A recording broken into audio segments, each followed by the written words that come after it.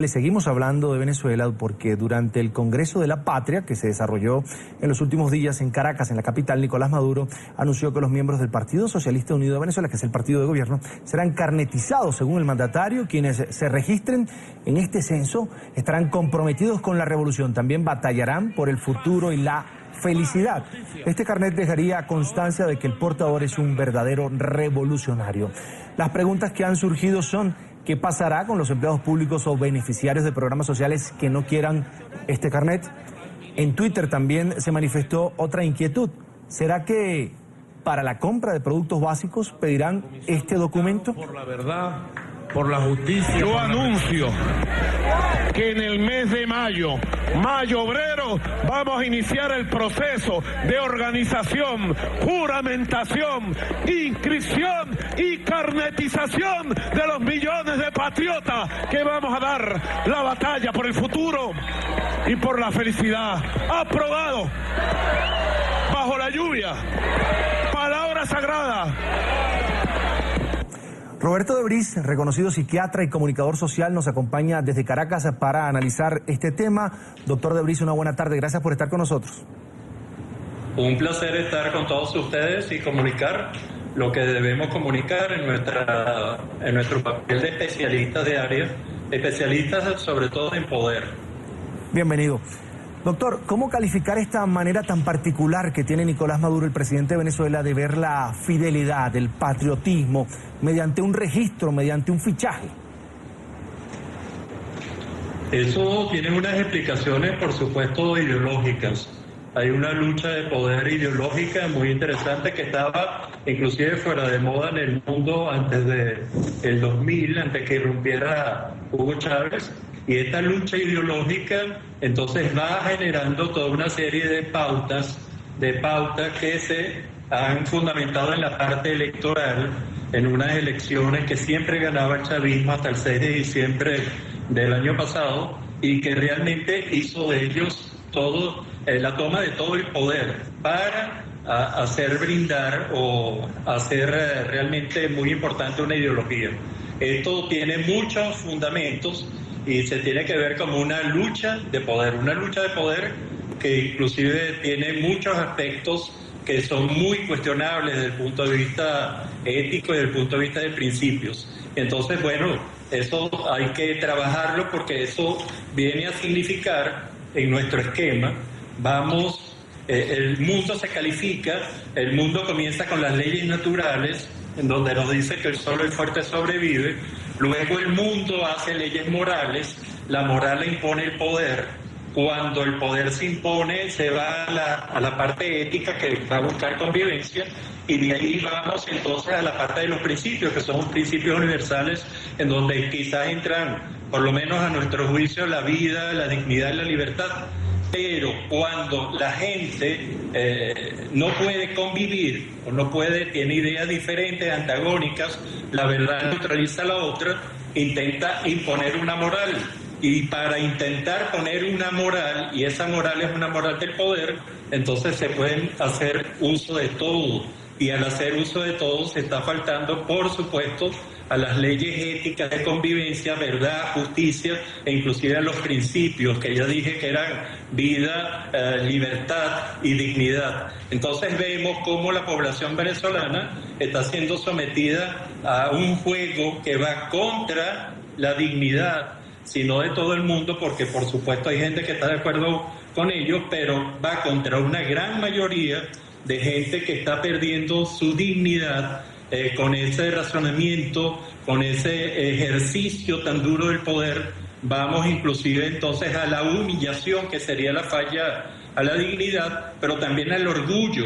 Y mucha gente vergüenza, e inclusive a una palabra que no usamos los latinoamericanos hace unos 20 años, que es el honor, que serían los códigos de honor. Entonces, cuando eso pasa, hay todo el marco de valores, todo el marco superior del ser humano se cae y se está cayendo por esta lucha de poder. Entonces, este es un llamado realmente a toda la población latinoamericana. Todos estamos realmente en el peligro de pasar por lo que está pasando en Venezuela ahorita. Doctor, tener que comprobar un supuesto liderazgo mediante un registro, que una parte de los venezolanos denuncia como presión, como chantaje. Le pregunto, ¿de alguna manera esto denota miedo? ¿Denota? ¿Miedo por parte del gobierno de Nicolás Maduro? No escuché, ¿denota? Miedo. Miedo, claro, pero más allá del miedo, el miedo se vence, y eso lo sé yo como médico psiquiatra, todo miedo se vence con una gran organización.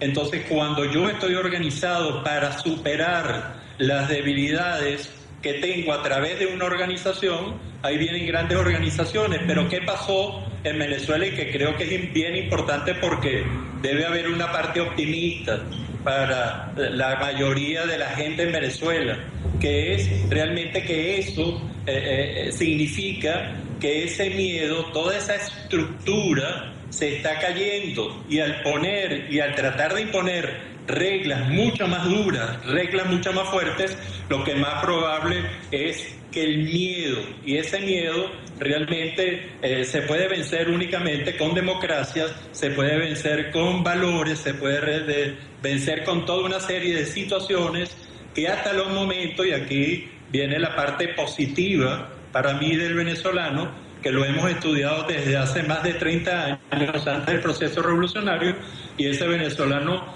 tiene probablemente muchas oportunidades en corto tiempo a través de un proceso educativo cierto que le reponga, porque los valores no se han perdido, pero mientras estás haciendo esas colas, mientras estás luchando por hacer montones de elementos para sobrevivir, la gente probablemente no está pensando. Pero en ese momento en que podamos pensar, porque no te olvides, y esto es un dato muy interesante, la mayor parte de los venezolanos que se están yendo son venezolanos con nivel universitario, e inclusive muchísimos se van con nivel de cuarto nivel de educación. ¿Qué significa esto? Que Venezuela es un país educado, Venezuela es un país que por diferentes circunstancias a finales de los años 90 tuvo como unas ganas de imponer realmente una moral, y los valores morales se le dieron al chavismo para que impusiera la moral reinante contra la corrupción, y terminaron siendo mucho peores que los anteriores.